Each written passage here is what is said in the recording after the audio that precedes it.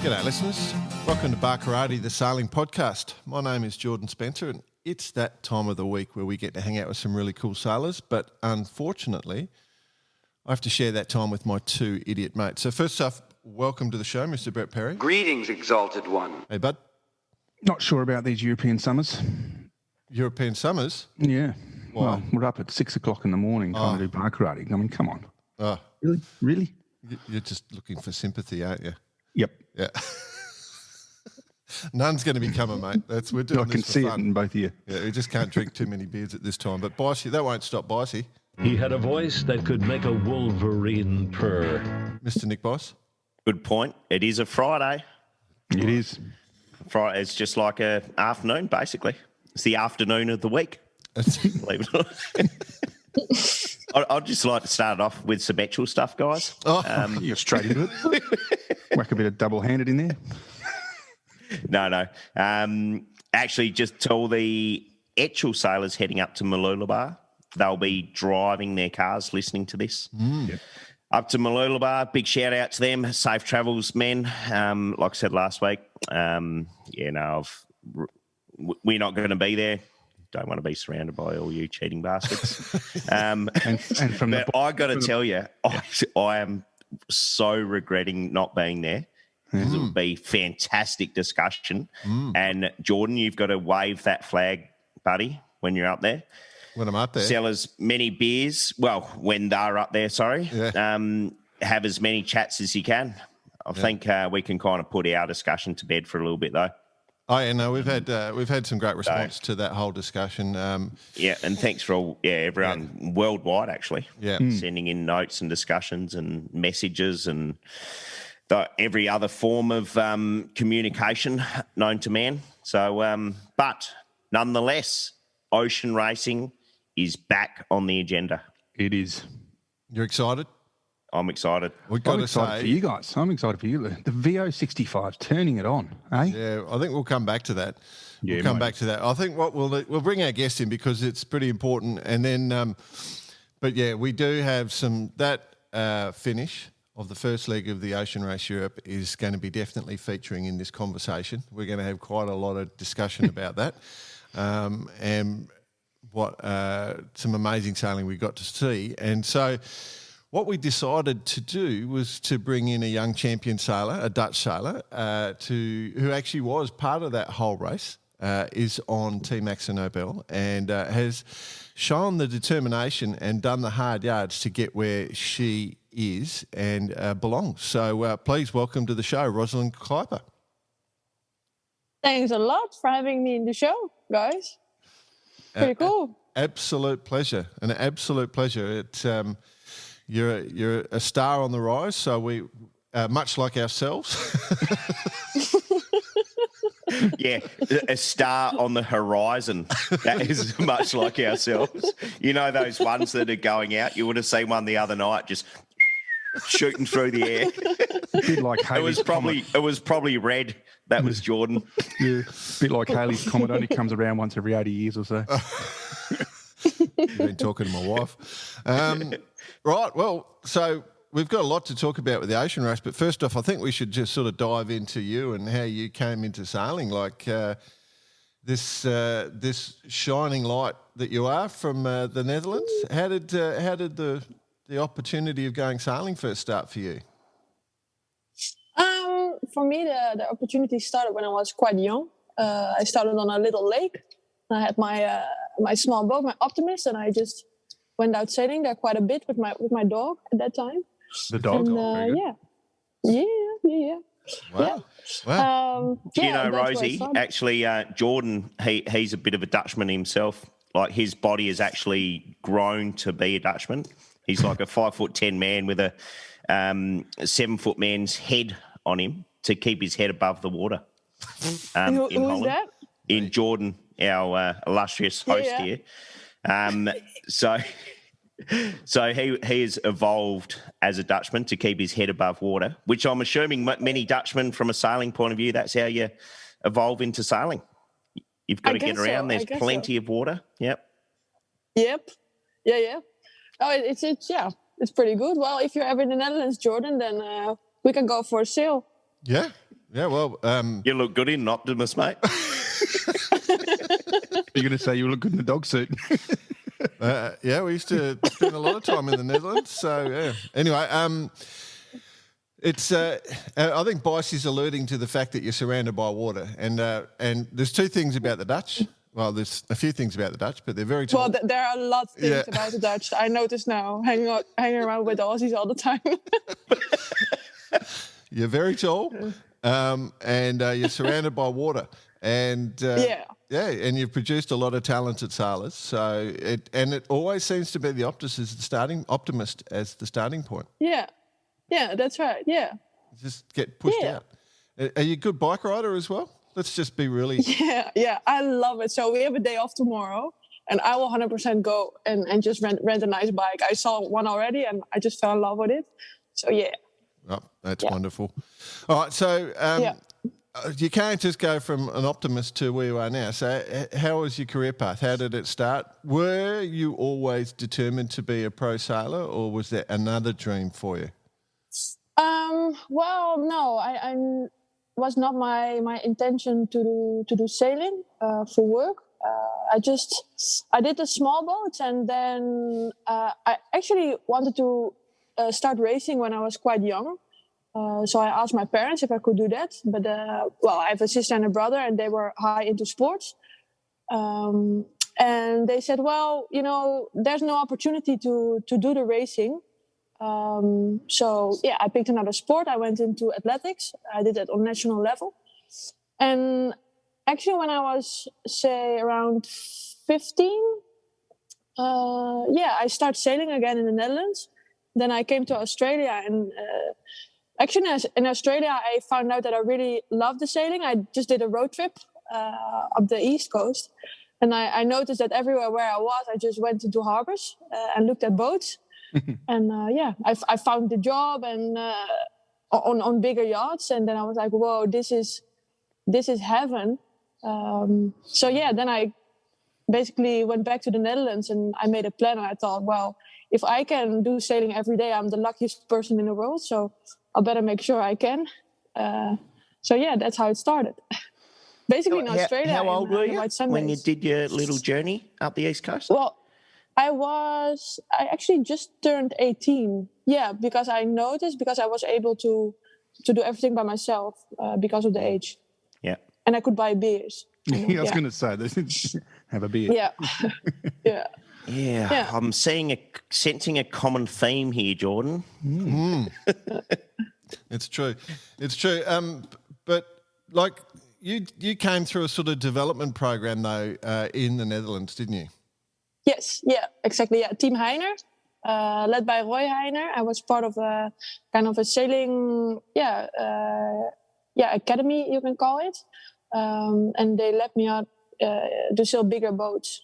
So every aspect of the bigger boats. So the maintenance and the navigation and basically everything.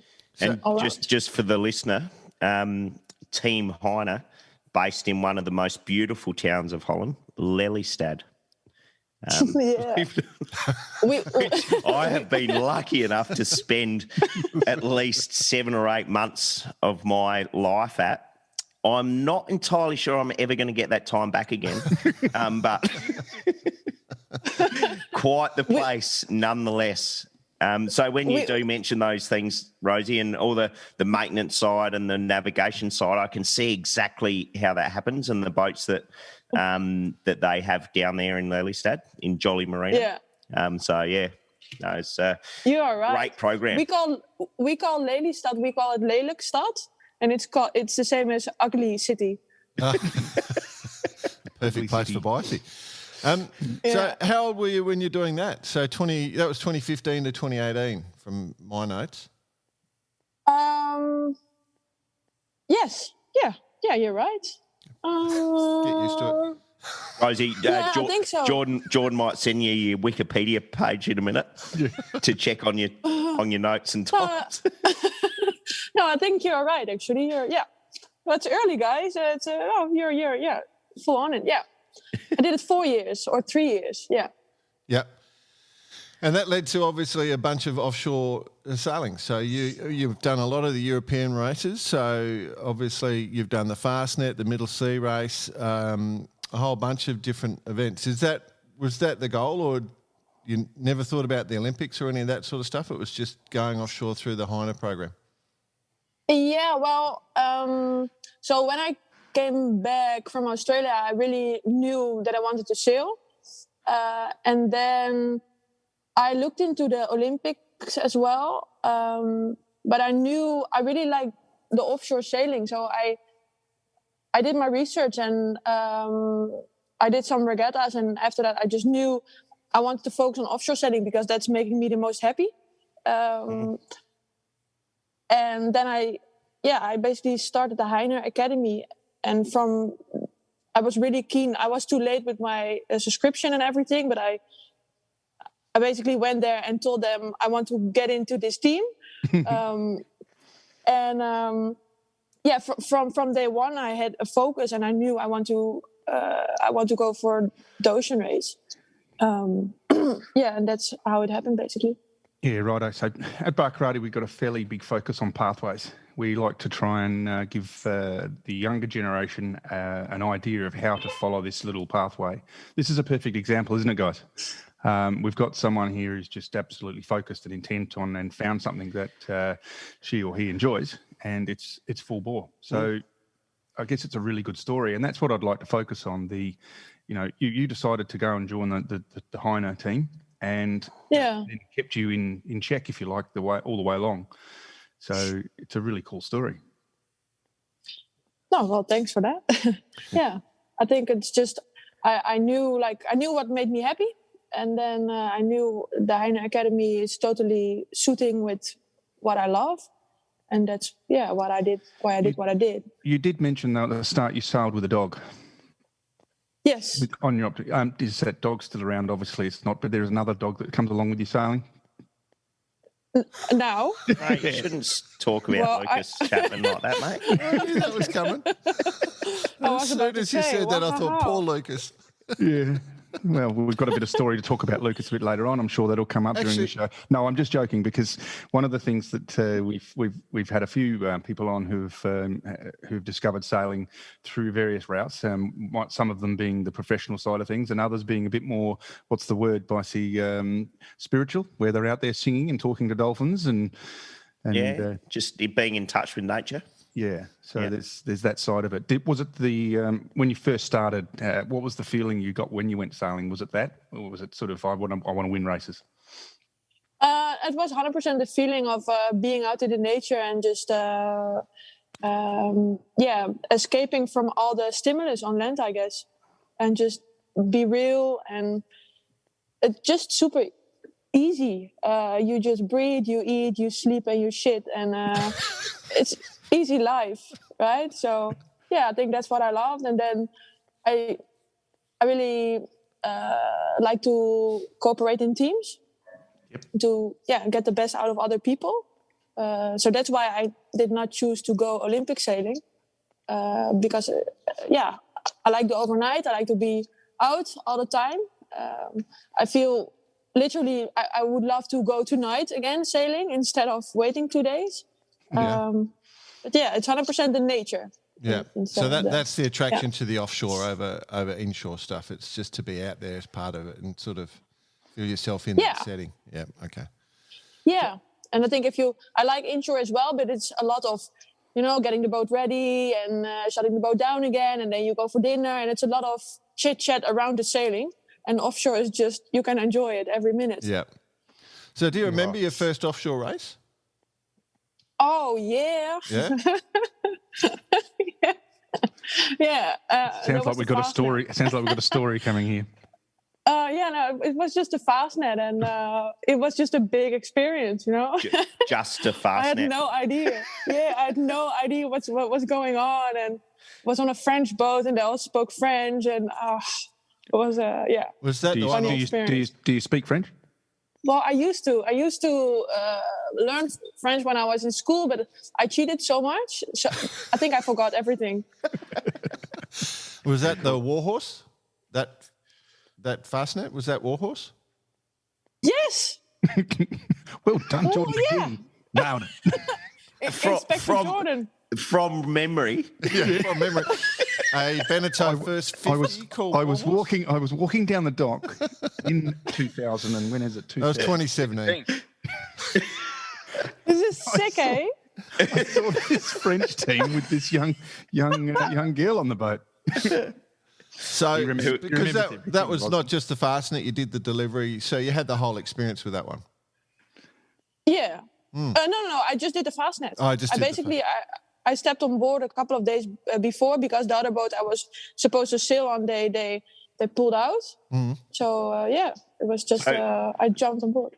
What did you do? Just walk down the dock, just asking people who you go with, or I don't know. Actually, I think I met the owner at the bakery. Yeah. Yeah, I remember that. I was going to the bakery and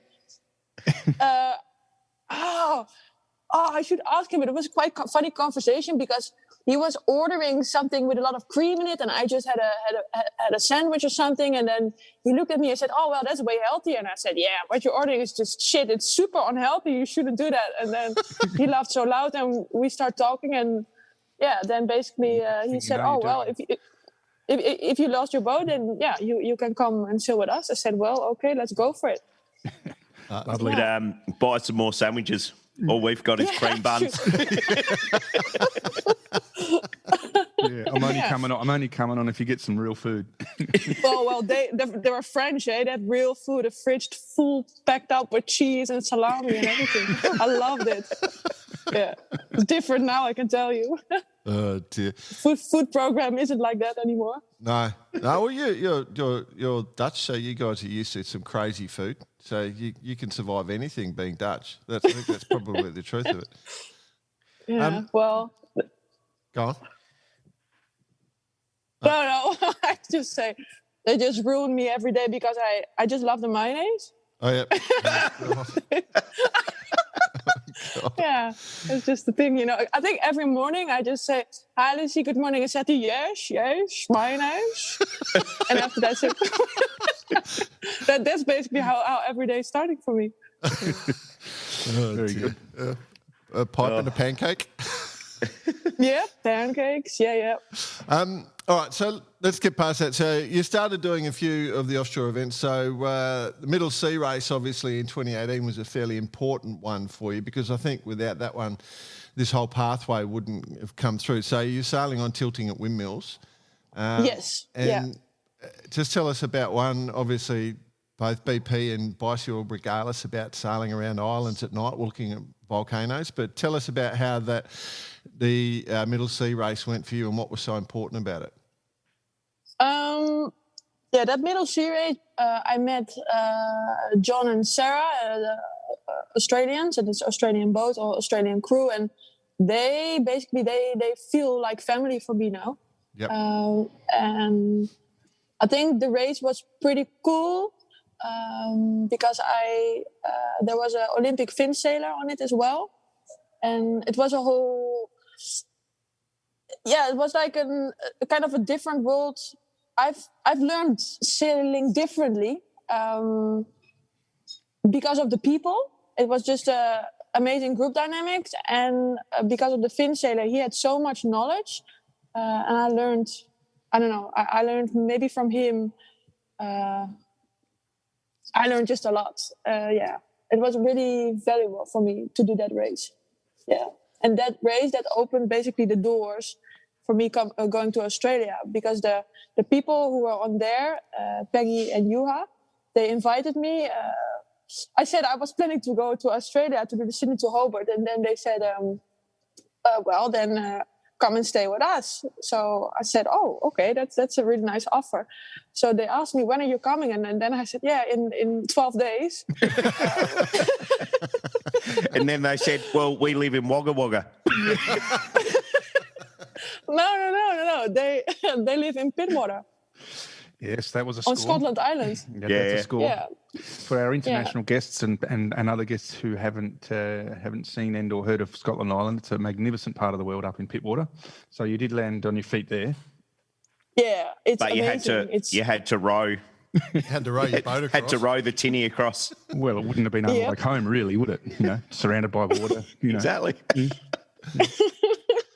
Yeah, no, that was pretty cool. So I could basically stay over there, and then the whole Sydney Australian adventure started basically. And then, of course, you met Bradshaw.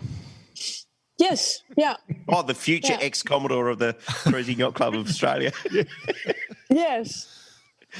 Exactly. And so he opened up a lot of doors, I guess. So that's where you ended up on the info track, I take it? Yeah. And the info track, obviously, all the contacts you made on that journey has led you to where you are now.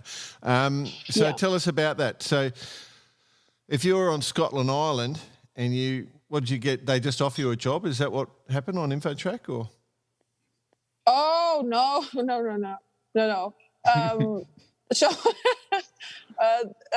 basically, so I was based on Scotland Island, and I did I was just basically looking around, and I had my, I think it's an Opal, like the chip card, so you can use the public transport, right? Yeah. And I just went out to sailing clubs and did some sailing and day racing, and I sailed with Zoe Taylor as well on her Cookson. Yep. And that's how I basically looked around and tried to find a boat, just tried to find a ride. And I ran into Bradshaw Cullet, and they needed a hand. So, we had a chat, and then I could start the next day. That was pretty nice. And then, and so on. Start looking around and you end up on the one of the best boats in the fleet. 100 footer that being was info really track. cool. Yeah. Lucky Scotland Island, so close to bloody the CYC. Yeah. So 3 weeks later, after using your Opal card, Yeah. Well, 1 week. So how did you do that? She found the Uber account. No, not at that time. No, in the beginning it was quite a big travel. I think I left home around 4 or something, and then I was at 7 on the boat.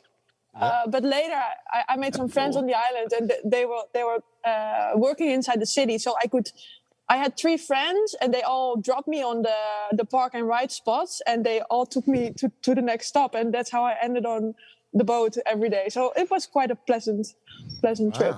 People are good. Aussies are good, aren't they? They just give. No, they're really nice. They're super friendly. Yeah, there we go. you. Yeah. Do you remember the first time you met an Aussie? No, actually, no. Oh, wasn't that standout then?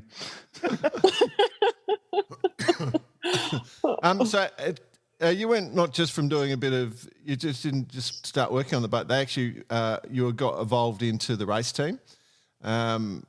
So how did that come about? Like, did they just start giving you a chance to go sailing, or you just made friends, or you got some blackmail photos? What was it? Yeah. Well, you just told them you were going.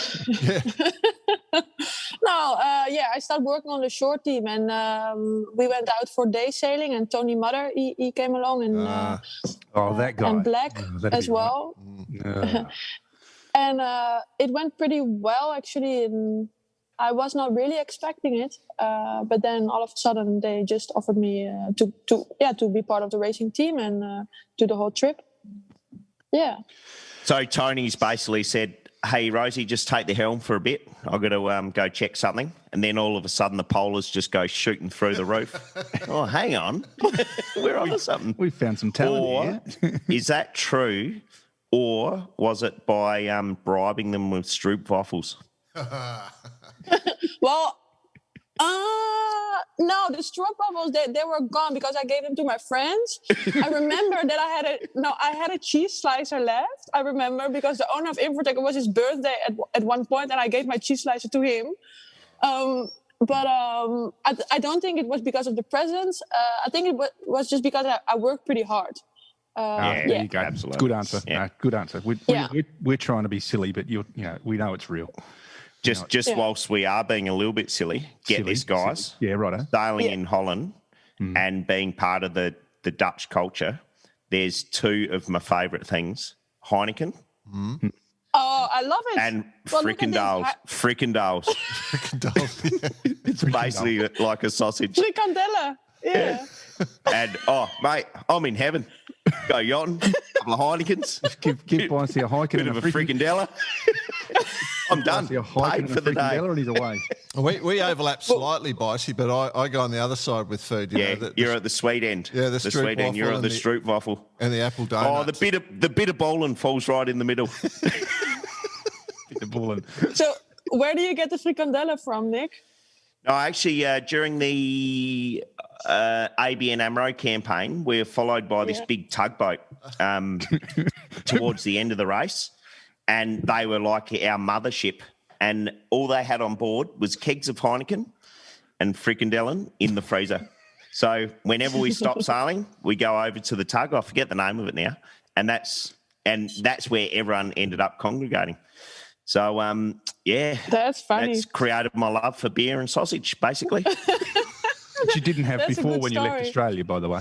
No, not at all. No, I was a veggie. We don't have sausages here in Australia. Oh, dear. So obviously, I guess on the info track there was another Dutch. Was there another Dutch sailor on that boat at any time? Yeah. Yeah, what was his name? Bauer. Oh, He Bauer. never made anything of himself, did he? Bauer. I'm just trying to remember the last name. Beck. So did that help in any way?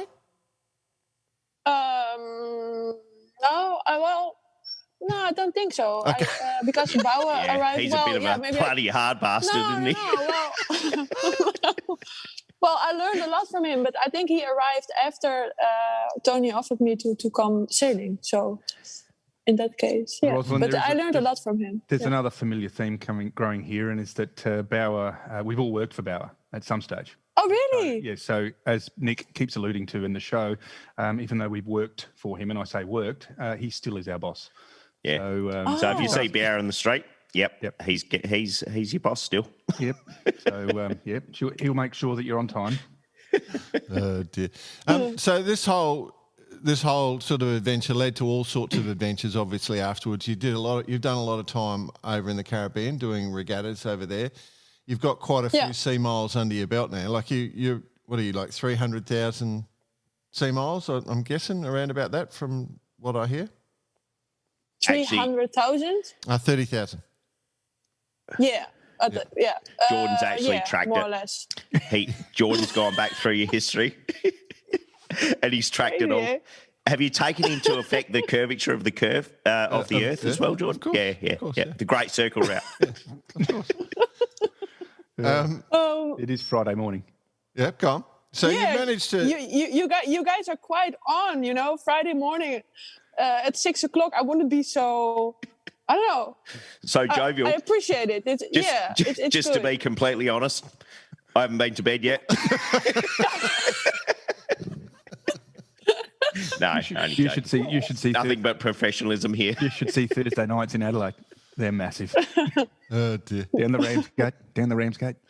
Anyway, so what I was just trying to allude to is that you've done a stack of miles, so you've become quite an experienced offshore sailor. Got a lot of experience, and as part of that time you spent on the info track, you got to meet a bloke by the name of Chris Nicholson, who's also done a little bit of time at sea. How did you go with Nico straight up? Was it an easy relationship, or he was super friendly? Is he gruff, Nick? No, Nico, he is just who he is. He is quite chilled, and we could get along well. And I think I just asked him what his plans were, and then I knew he was setting up something in Europe for the ocean race. And I don't know, after I left Australia, a couple of months later, he gave me a call if I wanted to join him. And I said, sure. Did you make for it. your intentions known from day one, Rosie, that you wanted to be part of this offshore culture that Nico has been entrenched in the last 20 odd years? Or you just showed by just sheer talent? Well, I don't know. I'm not too sure, actually. I don't know. I can ask Nico tomorrow. I will ask him. But, but I think I made quite sure, what my intentions were. Yeah. Okay. What I see here is just determination. What I see here is just I want to do this. There's no questions. And there was no question about that. I think I just worked my ass off, and everyone knew what I wanted. So we like that. We like that. So let's be honest. That is the way that people end up finalising their path. Well, your pathway's never finalised, but taking those big steps, and that is putting your head down, getting on with the work, doing the hard graft, and you reap the rewards. Yeah, well, and I think, you were talking about the path, and some people ask me, or what path should I follow to do offshore sailing or whatever, but I really think that you just should do whatever makes you happy. Like if you're happy with what you're doing every day, I think you're winning every day, right? So if, for example, if I cannot sail the ocean race next year for one reason, then I just won every day already. So you know what I mean? Yep. No, we're hearing you. Absolutely. Yeah. That's why Bice is so into his beer and sausage. It just makes him happy. Yeah, well, that is good on him. And I have advice on that as well. If you come to the Netherlands, you can get it out of the wall now. So if you go to a pub Fibo. and you... Yeah, the Fibo. It's one of my favourite restaurants. It's crazy. Actually, just to diverge a little bit, Tom Tauber, which a lot of our listeners would know the name of, he said to me, Bicey, this was back in the ABN AMRO days, I'm going to take you to this restaurant. I used to go there all the time when I was at university. And I was like, and we're going into Amsterdam. He's going to take me into the red light district. We're going to go to a strip club or something like that. And we park in this huge car park.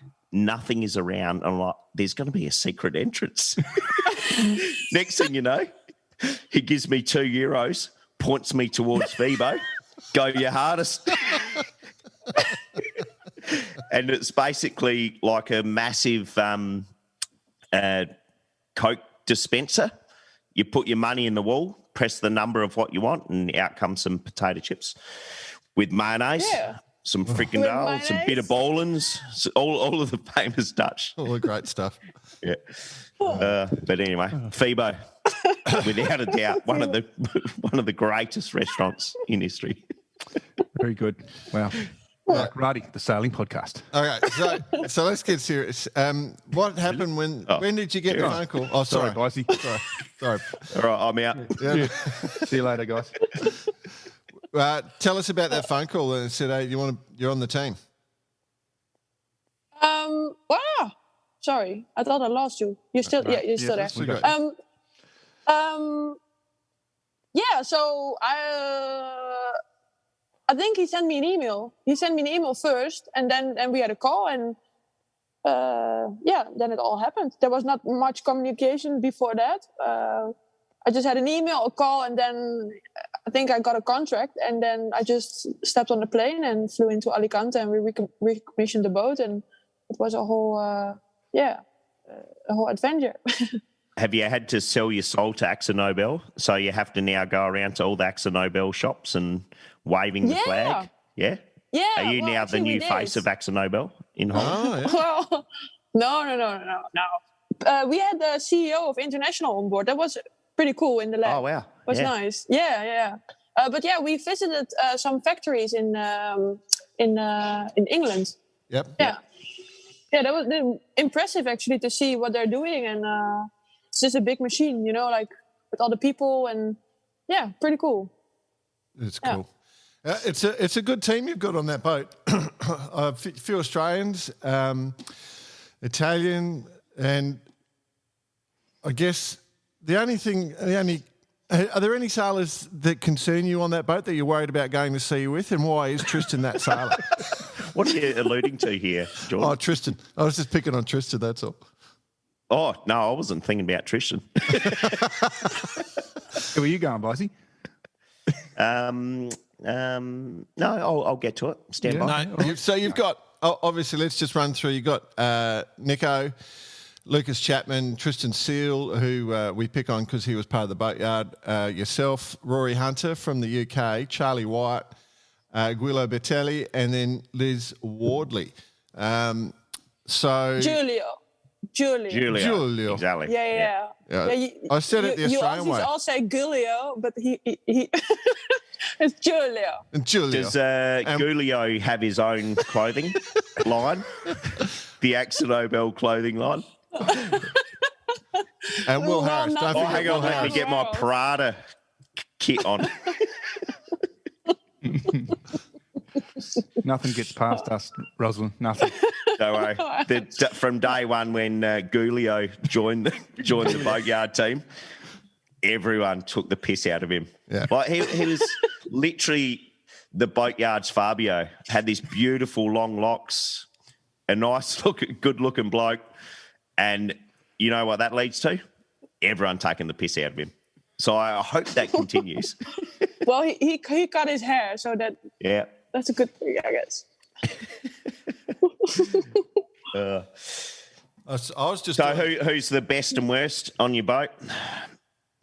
I think the best. Well, I should say, I think Lucy is doing all right. Yeah. Lucy. Lucas, Lucy. Yeah, he's doing really well. I think in his role as a watch captain as well, he's taking more responsibility. And I think he's doing really well. Yeah. And the worst. Let's save that for later, you know. All right. I'm in the Tristan. same apartment, I can tell you. We know it's Tristan. Oh, okay. So who's Rosie living with? No, Hey, Jordan, just look that up via the Jordapedia. No. I'm assuming. Are you tracking my iPhone as well? I feel a little bit scared. Geordie leaks, they call it. Right. Okay. Let's get on to the race. Okay. Let's get on to the serious stuff. Yeah, let's get on to the race. It's important that we talk about the race because it was an amazing race. Was it an amazing race for you? Like in the middle of it, did you go? Oh my God. Yeah, it was 100%. It was really cool. Like the conditions were pretty sick. We had a lot of wind and a lot of downwind reaching, and it was it was super nice. Yeah. Let's go back to this. I don't know. Let's break it down stage by stage, though, so we can, because there's a lot to talk about here. What did you think lining up about? First off, you're lining up with the 65s and the 60s. Like, first, what did you think about that? What do you think about the two different divisions? Just in general?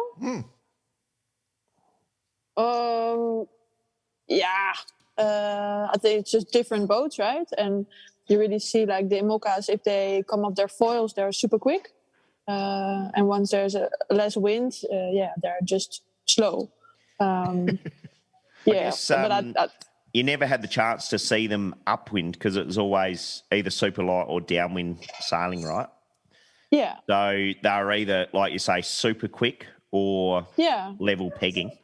But as we saw towards the end, obviously with all the 65s, you're looking at them as much as possible. Mm-hmm. But is there that little competitiveness against the IMOCAs as well? No. Or just like you're just completely different boats? I really think it's just a completely different boat. And, when we finished, we were super close to each other. Well, very close. Well, some were. Very close. It was. I think we all finished within a couple of minutes of each other. So that's extreme after 1,300 miles. But I think in general, it's just a totally different boat, different setup, less people. And I'm not too sure if you can really compare it with each other, you know? So maybe I'm wondering what you guys think, actually. Oh, well, I think as spectators, we're all quite interested on the different designs. So we love the close racing of the 65s, and then we look across and we go, okay, well, we know that the IMOCA boats are designed to fly around the world and just stay in front of pressure systems. But so actually sailing point to point may not necessarily favour them. So there's that interest from a design perspective. And, plus you've got an IMOCA there without foils. And you got the 65s, which when they first came out, everyone said were slow and have proved to be amazing boats, sort of thing. So we watch it from that perspective. with intrigue, and then we want to see how quickly they do accelerate when they hit their perfect spot. That's the sort of stuff we're interested in, I think. Like I'd be interested if I was sailing along in the 65 and then we turn to the perfect angle for an Omoka 60 and you just watch it sail away from you, just going, holy dooly, how fast is that thing going, sort of thing. But yeah, I think we have seen that quite a bit in the finish. Yeah. There were, I think it was like with 10 or 12 knots of wind, and just you could see the Imoca. It came on the horizon, and within like 1.5 hours, it was just right next to us.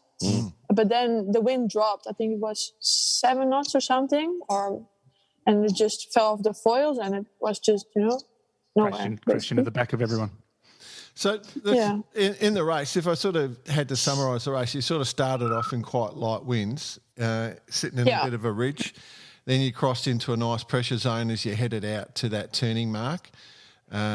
Job around that with good pressure. Then you came back into another ridge and everyone bunched up, I guess, is the thing. So at that, if we go to the start, happy with the start, you had to tack off. You were looking all right for a bit, then you had to tack off and then everyone was mixing in. Was it just frustrating or was it exciting? Well, at the start, we were slow. So... we were too slow. We had too much runner on. We found out later. Whose fault was that? Where were we? Forgot. You're doing the start. The runner. You wound the runner on too much. No, so basically, I should not, do the micromanagement, all the details. But I think we were just too slow, and everyone knew. That was pretty shit. And after that,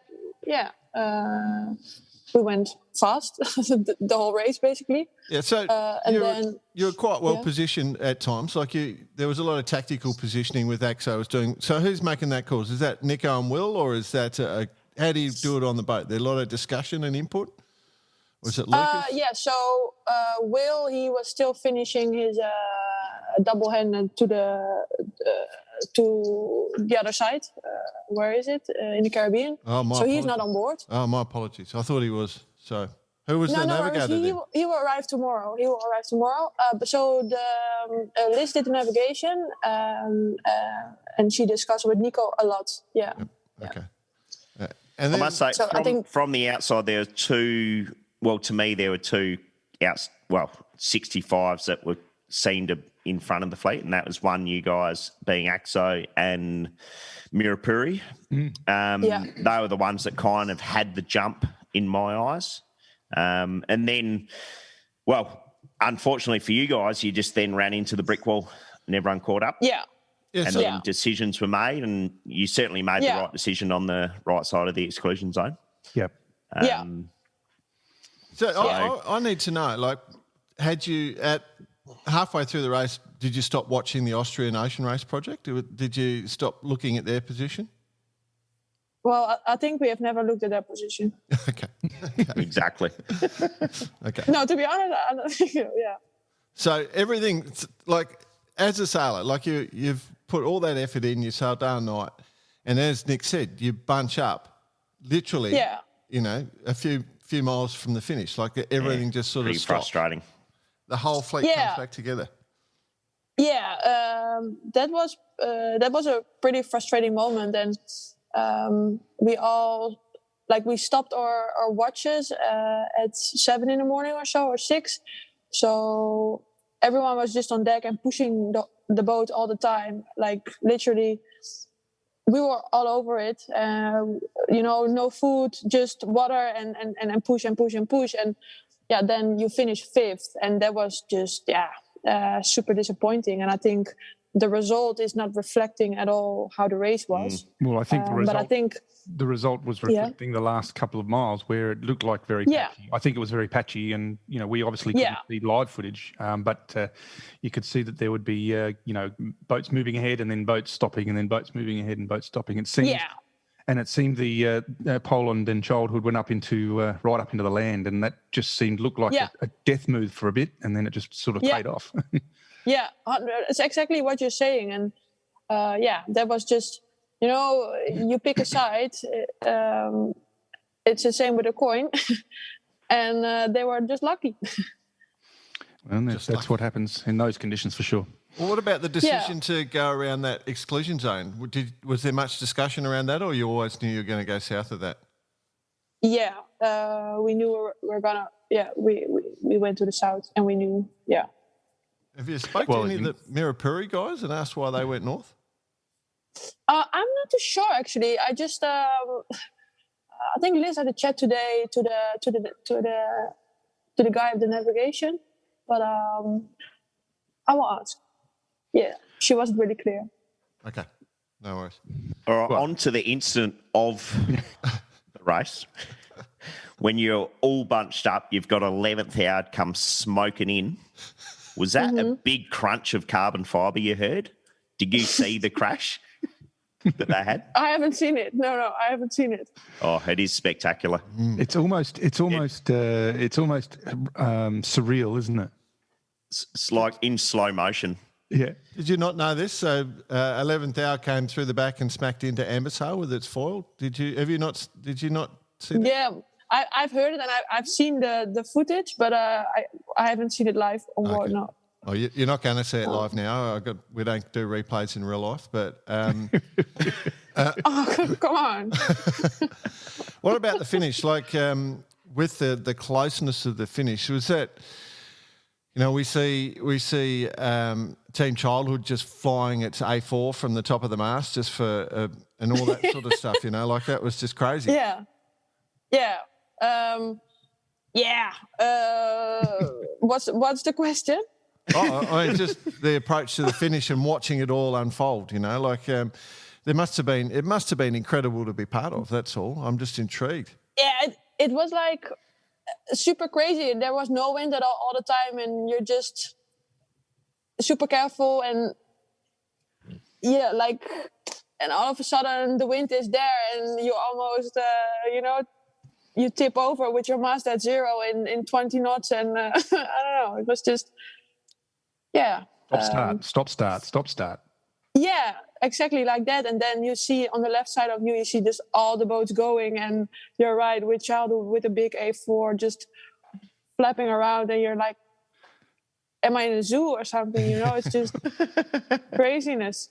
But I guess pretty cool. Everyone was just reacting to what was going on around them as quick as possible. And in some cases like that, in those instances where it is up and down so much, it's sometimes better just to stay with the one sail. But you could see that there was a lot going on. Yeah. Sure.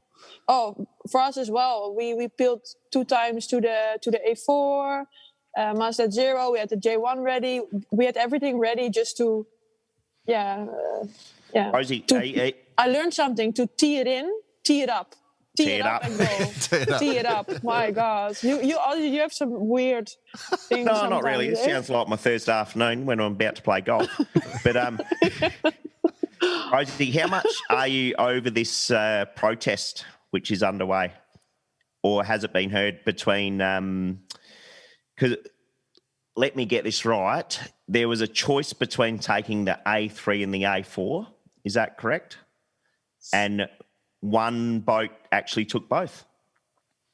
The Mexicans, right? Yeah. And within the first couple of hours, they've flown both of them as well. Yeah. And your question is what I think about it? No, as far as a protest, has there been a protest lodged? And I'll guarantee you, whoever's lodging it, it's definitely Bauer. But if there has been a protest lodged, and what's the outcome? I have no idea. Yeah. All right, we'll keep on that. We'll get our investigative reporter all over it. His name is One Jordan. But you obviously chose the A4. Good choice in the end? Yeah, super good choice. I think, the A4 was new, so we never sailed with it. Mm-hmm. But I think it's a nice sail. Yeah. I mean, the data doesn't show that though, because obviously the Austrian offshore team didn't go with the A4 and they won the event. So but I think like if the backup was not there, that's a long bow you're drawing my friend. I'm just pointing the weakness in statistics, you know. Well, in the last 3 miles running into the brick wall. I'm just making a point. That Spinnaker, the A4 looked like it was a fabulous addition. Yeah. But Jordan, I think you're like in the beginning, in the first few days, we were Austria was quite close to the whole fleet all the time, and I was quite surprised by it. So yeah, I'm curious. Well, they ran the triple header setup, which obviously under a lot of pressure that works quite well on the on the 65. Yeah. So, but not no such. Well, we saw them even having the fractional on as well yesterday. That was interesting. Yeah. Wow. Yeah. So yeah. What's your view on the 65? Like when you just about to ask. I was just about to ask. Oh, sorry, BP. You asked. All right, you ask it. Yeah, what's you your view on the 65? Oh, hang on, I'll ask it. What's your view on the 65? So, Rosalin, now that we've gone through all that, what is your view on the 65? So, what's the question? Back in 1965, there was a rock concert. Oh, my view on the 65. Yeah. Well, I think they're fun boats, especially in reaching. It's going pretty fast, and wet? I think some things. Was it very it's wet? pretty wet. Sometimes. Yeah. But I think it's fun as well, and I think cool boats. Okay, I'm going to throw. They're solid, you know. I'm going to throw a hypothesis out here. Okay, here we go. Yeah. Okay. The Volvo 65 is the most important offshore boat that's ever been invented. Yeah. Okay? And here's my hypothesis. The 65 was so derided when it first was brought out, like it was just going to be a complete dud. But we have seen, without doubt, the best offshore races because of that boat. We've got identical boats racing around the world. We saw it in the Finnish. Got that, BP? Identical? Sorry. Is that like One Design? Yeah, One Design. Yeah, right. What is One Design? Racing around the world. So we saw these amazing finishes, we saw the amazing finish in New Zealand, the amazing finish into The Hague, and now this finish, which I never thought we'd see any better finishes. I have to say, Jordan, just to add to that, what you're saying there, I was a bit sort of dubious as to how this was going to pan out, and I was so stoked to see this end the way it did. So sorry to butt in on that question. So go back to the question. So I'm just throwing it out there. Like, is the Volvo 65 the best offshore boat just because it provides the most exciting racing? Rosie? Yeah, I'm thinking. I'm just blowing smoke up I don't Nick's know. ass. I don't know, because I've never seen a different other one design boat racing. Well, that's the point, though, isn't it? So because we've got this, so I think in that perspective, it's really cool. Yeah, sure. Yeah. So the whole One Design fleet has produced this amazing scenario where we get to see this really cool racing. I don't know, like with much respect to our friends in the ocean race, the coverage at the end was weak because, they probably don't have the budget, or they didn't have camera guys or whatever. They couldn't get them there because of COVID. I don't know, but I dare say they've got that message though. Yeah, but regardless, we were still enthralled. Like, Yes. I can't say how many messages I got from BP at 10 o'clock at night just saying, it looks like Akzo another 5 degrees higher than this boat, and another, And what was your message back? It's past my bedtime. I've got to go and leak. So, but like we didn't, from our, we're sitting on the other side of the world watching your race and watching you, and apart from the secret camera we installed on you 3 months ago so we could get all our data, we were enthralled because of those boats. I just think the 65, 100%. the One Design offshore fleet is just a no-brainer. But that being said, we don't necessarily, because we're in Australia, we don't get to see it as much. We don't watch the Figaro 3 fleet as much, but for some reason. Yeah. But the 65s we do. Maybe that's just personal. I don't know. But they're a cracking boat. They seem to be a great boat. Must be very stressful to sail. But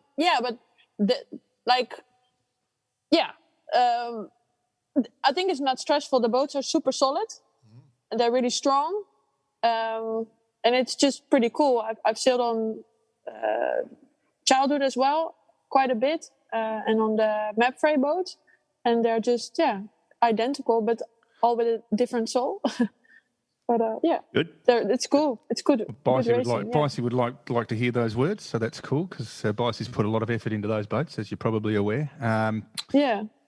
I guess the whole one design thing is as Jordan was alluding to is what's produced that racing, and we are super excited moving forward to see with the next leg, because I think that as you get further and further into it, you're all going to get more and more into the boats, and it's going to produce something special over the next year and a half. I would agree with that, boys. You happy with that? Absolutely. And I was going to ask Rosie, what's next on the agenda? You've got the coastal race, and I'll tell you one thing. You're going to see a bigger difference in between first and fifth in the 65s in a coastal race than a 4-day offshore. That's crazy. So what's the agenda? You got the coastal race, and when's the next offshore leg start? Yeah, so Saturday we have the Merpuri Foundation Cup, and then Sunday we start the leg to Alicante. Oh, forgot to give a shout out to Paolo Merpuri, best hair in sailing, by the way. He's got a beautiful tuft of hair. There's no doubt about it. I love that tuft. So coastal race, and what's that? How's the weather looking? It can be quite windy off the coast there of Cascais. I know that the leg Sunday to Alicante, it will be pretty windy through Gibraltar. It will be upwind. Yeah. So we'll see. It will be pretty cool, probably. Especially in the passage through Gibraltar, that little area there, that can always be tricky. Once you're settled into the Med, it's all right, but can be very interesting going in through Gibraltar for sure. Yeah, I think the forecast is 25 knots now upwind, but yeah, so I'll make it 35. Oh, there'll be a nice 50 gusts through there at some stage. Well, if that's happening, I will personally send some footage to you guys. Oh, don't worry. We've actually Liz is not a real human being. She's a fembot, and we have full footage of exactly what's going on. You thought we've implanted her into the ocean race within your team. Fembot. So you thought we were joking, didn't you, Rosalin? You thought we were joking. Yeah, I thought so. Yeah, I thought you were joking. You will never look. I can't believe you spoke about Liz like that. We're going to have to retune her a little bit. We'll just scrub out a couple of keywords so that she doesn't respond. With your future, so you do the Europe, the Ocean Race Europe, and then I'm guessing that you hope to go around the world in 22, 23. Is that part of the plans? Yeah. Yeah. Yeah, that's part of the plans. Yeah. I will say, just as an observation, if you are a sponsor and you've got quite a bit of money floating around, I can't understand why you wouldn't be involved, because you're producing such amazing racing and there's so many eyes on it. I can't even describe how many eyes watch this. We know the numbers. So it's good buying. It's very, very good buying. So there you go. I'm just trying to talk you into a job there, just to so you get some sponsorship. So if you want to sponsor a team, just reach out to Rosalin and she can bring it in for you. Or us. Yeah.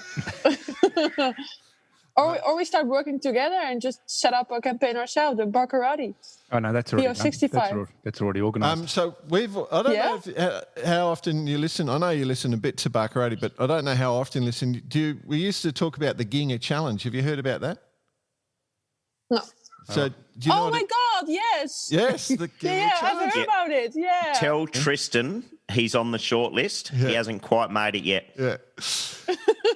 So that's right, the Ginga Challenge. Yeah, our theory is that you can crowdfund a team, and you need to just focus around you got to have something to focus on, and we just thought that much maligned part of the population, the 2 to 3% of the population that has got red hair. If you think of all the talented sailors in the world that have got red hair, like all the best sailors in the world have red hair. So I used to have red hair. There you go. Maybe there you go. You just have to. Does that count though? I don't know that counts anymore, because we've had to be quite strict on the intake. Yeah. I understand. Yeah. Maybe strawberry blonde will get you in. Yeah. Oh, no problem. Then I'm in. Yeah, absolutely. 100%. But the whole concept of crowdfunding. Jordan must know. He's a bit strawberry blonde. You're right. I'm sort of more auburn. Like my line is a bit Old Jordan, old Fanta Pants, they call him. Fanta Pants. That's him. Who I might say has so got you were has got a saying- fantastic haircut now. He looks good, doesn't he? You were saying carrots. So, yeah, we're going to crowdfund a team at least. I think that's it. And we're just putting $2 on every haircut for redheads around the world. That's all we're doing. That's how we're going. So, but beyond that, yeah, we'll form a team so you can be on the Ginga Challenge. Otherwise we'll just form another team. If sponsors come out of the woodwork, we can run a 2-boat team. It doesn't all have to be Gingas. So, there you go. We'll run a 2-boat team. What about... We won't exclude. Sounds like a plan. What about, for all those people that aren't lucky enough to be Gingas, we'll have a second boat. Yeah. The non-Ginga challenge. Yeah. The non-Ginga challenge. The want to be- Guaranteed no punch-ups on this boat. no red mist here. The wannabe Gingers. Yeah, that's right. Yeah, the boat with soul. What I wanted to ask though is that, you've been racing alongside the Amokas. Do you have an interest in that? Is that a potential future for you? I would be interested, in selling a Mocha, of course, yeah. But if yes.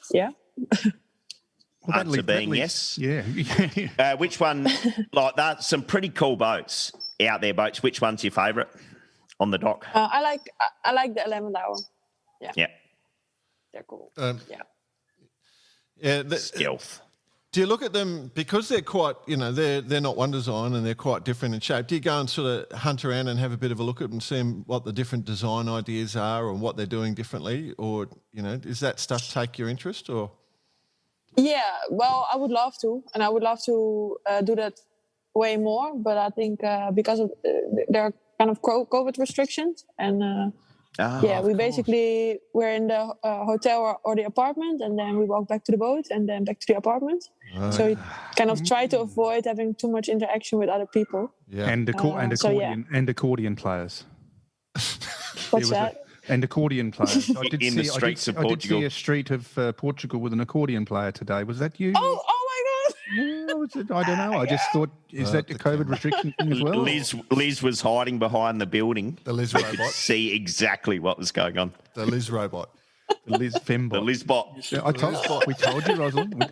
And Lucy was there. Yeah, you guys, it's 6 o'clock in the morning. Like Like I said, I may or may not have gone to bed. I've been up all night studying. I secretly work with the USA. I just hope that the nickname Lizbot sticks. Lizbot. I just hope that nickname sticks because I think that you got Lucy on the boat, which I love. Let's talk about nicknames. It's come up last week.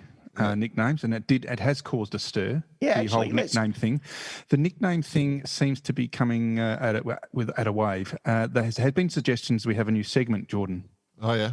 About where nicknames come from after last week's fantastic segment that went through. So let's talk about the nicknames of your boat. So before we wrap it up, of course, Nico is Nico. Yep. Mm-hmm. Lucas, Lucy. Yeah. Tristan, what do you got there for us? Sealy. Sealy. Not bad. Yeah. You've been in Sydney way too much. Yeah. Rosie, what's your nickname? Rosie. Right. Yeah. Pretty Rosie's good. just We're Rosie. going well so far. So then Liz Wardley, Lizbot, Lizbot. Yep. Lizbot's got a stick from now on. So Julio, Gulio. Julio. The Australian Julio is Gulio. yeah. Who else we got? Rory? Yeah, that's Rosa. Rosa. Oh, Rosa. Yeah, Oh, good. that's a good old Australian That's a one. good Aussie name. Rosa. Yeah. How about Charlie? Charlie White. Chaza. Chazza. Or Chucky. Chucky's a good one. Chucky. Chazza. So we've got Chazza, Rosa. Yeah. And you don't have Will there yet, so No. Probably it will be something like Wilzo. or something. Willow. And how about the CEO of Akzo, who was on board? Yeah. We call him JM. Jam. Beauty. Jam. Yeah. Good. We Gem. like it. Yeah. Yeah. All right. So what we want to do, Rosalin, then is because we were going to keep in touch with you, obviously, during the course of the event. We would like you to start spreading the banter via nicknames to the other teams as well. Yeah. Talk about it. Talk about it. It's the main topic for discussion, not the event, not the racing, not the results. We want nicknames. Nicknames and You banter. want- Maximum banter. Yeah. What is banter? Basically, take the piss out of the other teams as much as you can. Pretend, Okay, pretend banter. vitriol. Yeah. So Just send Lisbot out. Yeah. We'll give you the programs.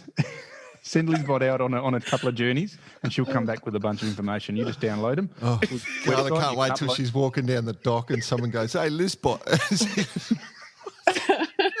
And Jordan, can you reprogram the bot as well? Oh, we From can. there? Yeah. What changes do you need made? I will give you a separate phone call. for I'll that. tell you what. Once we go off air, I'll tell you the little cheat code how you need to what you need to hold and pinch to make it to set the reprogram. Well, maybe you can give a little preview now. The hard reset. Do the hard reset. Yeah. If you go up to no, I can't say it. We'll get in too much trouble. We've Right. lost Bossy. Rosie. Actually, who's the funniest on the boat? Who makes you laugh the most on the boat? Because we've got another program we can set Lisbon up.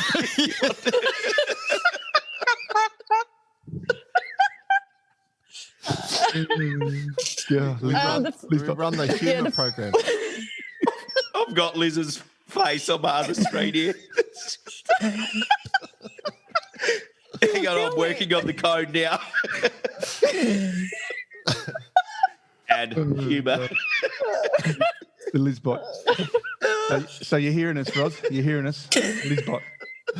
No, come you on, go answer inside- my question. All right. When you go inside now, you're going to walk inside and you're going to. No, I don't crack up dare. laughing, aren't you? I stay.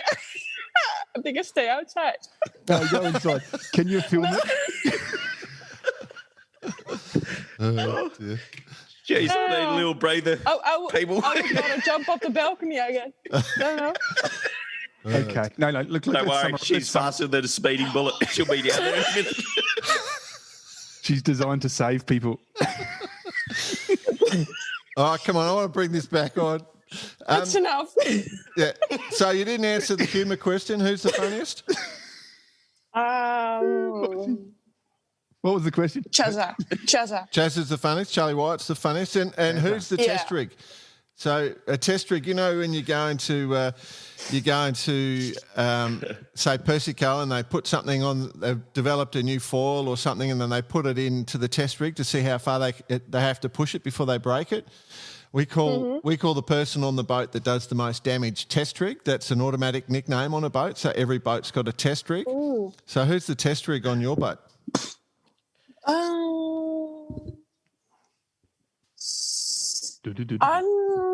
I think Tristan.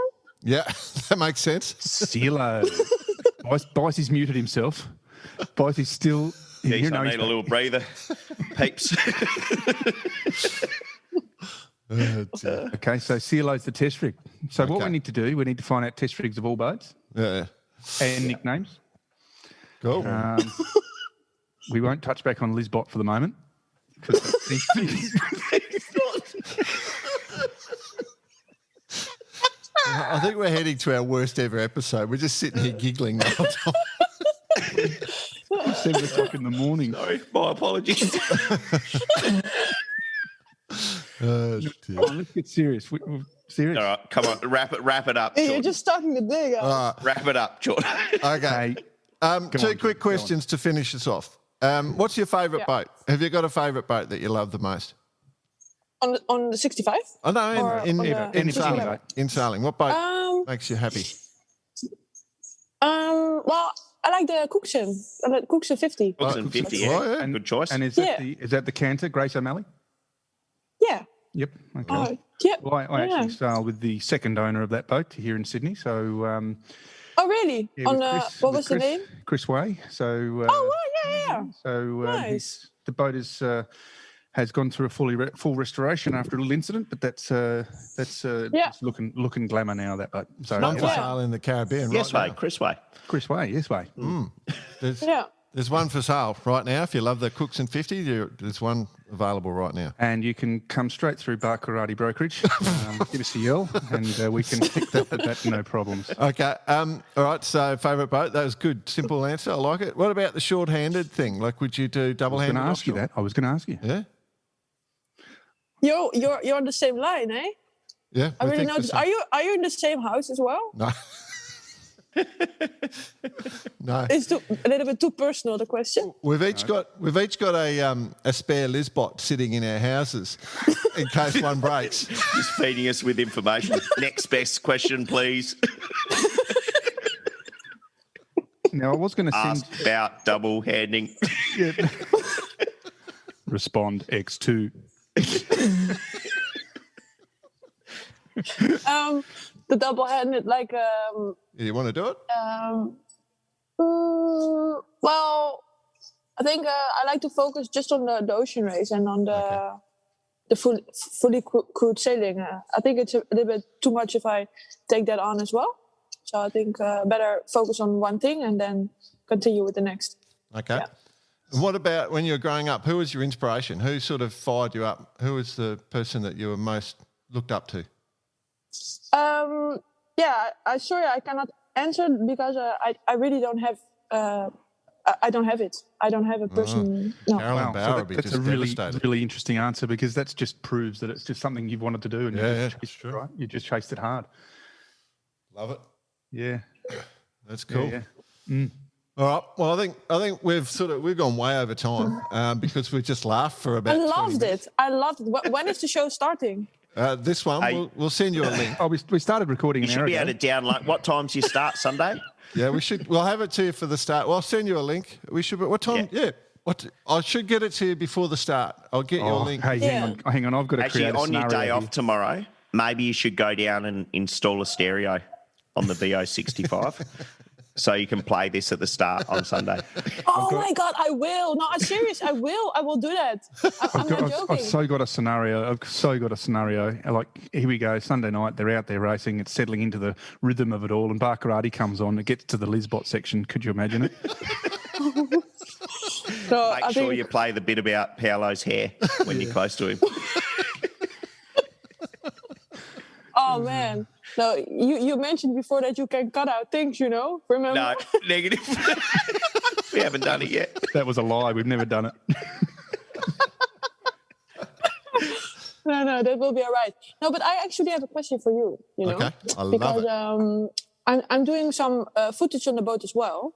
I take some media things, so I think this is a perfect opportunity for you guys to think what I can do Oh, I love it. to use in your show. Yeah. No. Yeah. So, Absolutely. We will be 100% sure to publish whatever you do. I'll speak to Rushy and tell him that we've actually done this show, Rushy from the Ocean Race, and what footage does come off, we'll be sure to make sure we publish that as well. But as for what you can do, I think you Because should actually I install. Yeah, do an interview Go for it. with each person about the nicknames and the best nicknames they've heard within yachting, because there's some pretty good ones out there. Okay, That's about the the nicknames. first cab off the rank. yep. That's Okay, definitely right. in the next leg, I will do that. Yeah, I can make sure. We are looking forward to that. And then do an interview with Liz without explaining before the Lisbot thing goes on, and just ask her how you change batteries and how you recode her. The reset button. Ask about the reset button. Turn around, Liz. I just need to have a look at need to reset your battery pack. Seems we need to put a new camera in. Hey, come on, move on. That's it. We're done. No, that's good. So, that's probably the last question. Are you finding it hard to do the media stuff, or is it easy? Like, in that confines of that space, is it because you are doing the media stuff for the Akzo as well as sailing? Yeah. No, it's actually I set it up quite well with the guys from the Ocean Race, and I just use a GoPro on an iPhone, and it's just living in my pocket or in the pit. And if there's something nice, I ask the guys to take some footage. And I just download it easy and use the FB250 to send it to the shore. And no, it's quite nice. And I actually find it quite funny to stitch people up. That's it.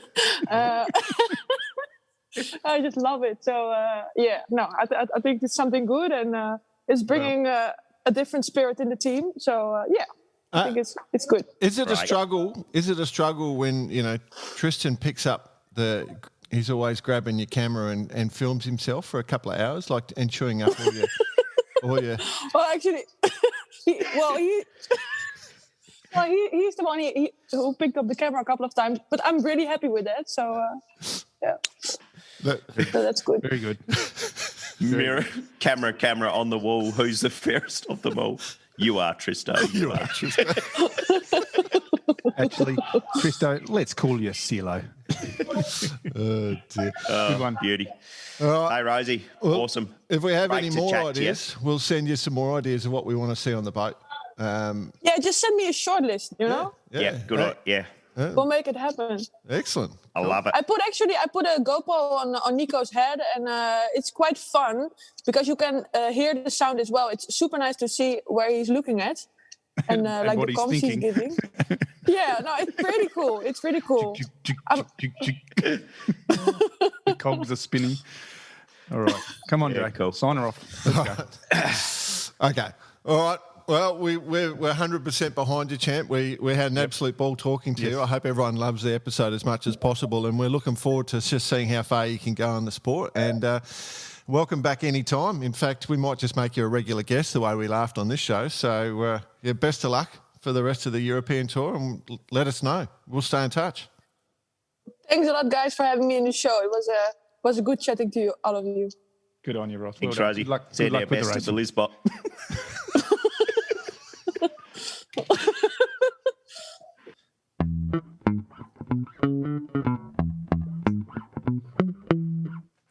Earth to Bicey. Have we got a Bicey?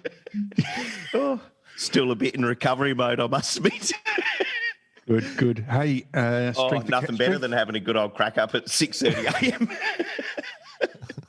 Very, very funny. Very funny. Hey, strength of character there. I mean, what we've worked out and talked about in the past is pathways, and that's a perfect example of it, isn't it? Someone who determination. And what about the comment at the end where Jordan, you asked her about some inspirations, and she said, "No, it's almost like she just that's what she wanted to do, and that's what she's doing." She does have inspirations, BP. She sent me a text after we finished the record. It's the three of us. Love it. I knew you were going somewhere. No, listen, but seriously, cool. Good luck to future, and hopefully we get a bunch of cool stories. Actually, she has just come on.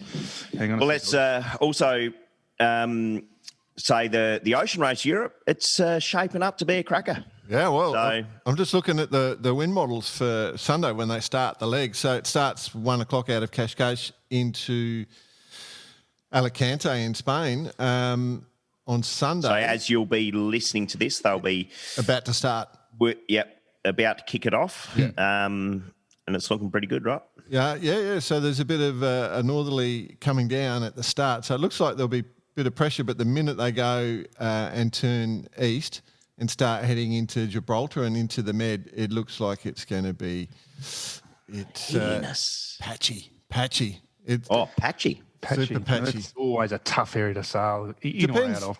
Depends what time they go in and around, but yeah, they could be heading into a bit of a ridge, but then it does swim. There's an easterly coming straight at them as they get through. So it could be, it just depends on timing, but yeah, I think they're going to go into light winds and then get smacked right on the nose. As we said, there's plenty of wind right there depending on timing. So Well, that funnel's in there as well. So, usually if they're forecasting 25 there, you get a bit more. Yeah. So, be interesting. So lots of positional changes. The other thing, of course, with that, they're definitely going to get it on the nose as soon as they go into the Med. The IMOCAs are going to love that. Just tacking backwards and forwards, not going to get through the gate. This is what I'm interested in, is how these modern IMOCAs go upwind. Well, they don't. They just reach backwards and forwards, so they won't be going through. Can you imagine them all sitting at the entrance waiting to get in? We'll be here, we're coming in a week. I think we might be pleasantly surprised, actually, how they go. Yeah. So, No, it'll be... well, if 60 degrees is upwind, sure, take it on. It is in the transit world. That's what we do. Yeah. Same tacking angles as the old square riggers, basically. They'll be pretty good, I reckon. Yeah. But, this will be like the true form, downwind, upwind, no wind, plenty of wind. So see how they finalise in the leg to finish in Alicante. So the good news, of course, is that so there's that sailing on Saturday. They have a coaster race, and then they start on Sunday with their leg to Alicante, as I said.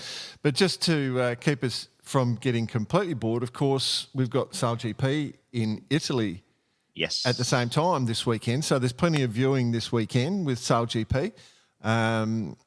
So that's going to be exciting. We mentioned the changes on Team New Zealand last week. We also mentioned that Ben was stepping off, and it looks like Paul Goodison's stepping on to very interesting. The GBR team. Interesting? Tell me more, BP. Oh, no, I just think it's interesting. I think Was Ben off? Do we know? Yeah, that's what I was going to ask you. He's off for the next two events, and I was trying to work it out myself. He hasn't rung me and asked me. Sacked himself. He was doing all right by the end. So good replacement though. Goody. He's a great sailor. I like what you've done there. Good replacement. Yeah, correct. He's a good replacement. He's a great sailor. No, great sailor. History in this, well, basically the evolution of this foiling world in the last several years. So he's certainly not going to be any slouch. That's for sure. Yeah, I'm looking forward to it. I mean, I love watching. I love sailing in every level. So it's just going to be a fantastic weekend where we have. Does it take the shine off it a bit? What's that? Losing some of the big guns? No. Again, it's a one-design fleet, so it's close racing.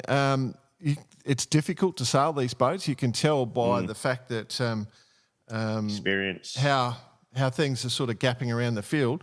It maybe does it just handball everything to the Australian team? They're the super stable team. Does it make it impossible to beat that team or Team Japan? Who else? Who else has got some stability? The Danish team, are they going to shine through? Well, I mean, yeah, it's going to be good. How's the weather looking? They're going to be down south of Italy in the Mediterranean summer. Just sunning about, drinking. Yeah, 12 knots of breeze. Yeah, Lovely. Sunny. Nothing warm. to complain about. yeah. No. Nothing to complain about. Speaking actually of nothing to complain about at the same time, also the super yachts are on Porto as we're recording this, which is a Friday morning, our time. So Porto is underway. Lovely spot, of course, boys. Yes, beautiful spot. We've been there and we've sipped on a few rosés in that particular area, but couldn't get better. And I reckon, given what's happened in the last year, all these owners and the sailors alike would just love getting to Porto, getting out there, having a bit of a yacht around, and enjoying the social scene. I was going to say, I reckon it would be quite a different year. It would be like, you know what? We took it for granted. There might be a lot of people that are going, this is cool. Good to be back. No, I must admit, it's like a catalogue when you're there. Like it's like you're shooting a catalogue for advertising sailing, isn't it? You know, like you could easily just pull your boat up, anchor it, and it's just like paradise in many ways for a bit of doing a bit of sailing. So lovely spot to be. Yeah, the Bertram 23, the BK Express, is probably a little bit out of place there. But you might get it on heritage retro value.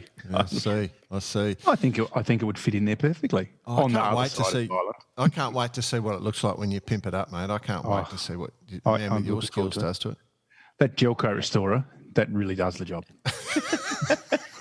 Not to mention the big Barcarati octopus about to go down the side. The I love it. I'll tell you one thing the old Barcarati Express would be good for. The boys the VX1s, the Australian Midwinter Nationals, the Velocitec VX1 Midwinter Nationals are on next weekend. So this coming weekend, they're going to do live stream Facebook page. So if you just go to their Facebook page, if you want to watch a bit of VX1 racing, and they're going to have some interactive elements for the punters. So if you're listening in, I think there'll be a few chances to win prizes or have a joke or anything, but a couple of good guys on the mic having a laugh. You should enjoy it, so check that one out. It'll be a ton of fun. I guess the other thing, of course, is that as we're recording, we know that the last World Cup of sailing in Japan was cancelled, but the Hempel World Cup Series in the last event before the Olympics in the Netherlands is underway as well. So there's still plenty of sailing going on if you're a sailing fan. So check all that out. It's probably the easiest way to say it. We're not going to tell you about it because it's a bit out of date by the time we talk about the results and what's going on. But there's a bit going on, plenty of sailing. So we've got everything, really. We've got offshore racing, sail GP, super yachts, and all the dinghies getting ready for the Olympics. So it's a pretty perfect sort of time. Busy time, yeah. Busy time. Bicey, listener of the week. What do we got going on there? Sorry? What do we got going on for listener of the week? Listener of the week. We were just actually speaking earlier there.